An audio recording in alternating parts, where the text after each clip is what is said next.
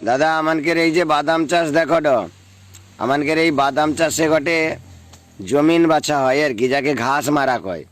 এই ঘাস মারার একটা ব্যাচ বাড়িছে এবছর, নতুন ব্যাচ আর কি। ব্যাচটা এমন অকয় 1 ঘন্টায় 10 বিঘাখানে জমিন বাছিয়ে দিবে।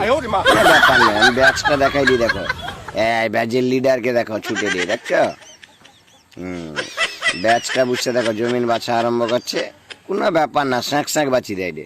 আরও এই ধারে কিছু লোক বুঝছে, বহুত মানে বিশাল বড় ব্যাজ আছে। দেখবো দাঁড়াও, পিছনে দেখছো তো? আরো ব্যাজের কিছু লোক ঘোরাঘুরি করে রে, তানকে খাতির করার জন্য গ্রামের লোক বাঁশ লেগি বাড়িছে, এই খাতির তাতির করে রে।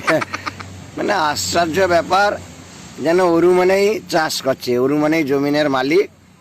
কোনো কইতে পারবো নি জ্ঞানে। আরো এনকে রেলা দেখবো কি, পাশের মা যাইতে পারবো নি তো টুকু ভিডিও করবা বলি কি পাশের মা যাইছিলি, মোকে এমন নিচড়া রে যেন মোর মোবাইল টোবাইল কাড়ি লিবে। অবস্থা খারাপ, দেখছ কিরকম বাচ্চা রে। দেখো নরম নরম দেখি বাদাম গাছ খাই রে।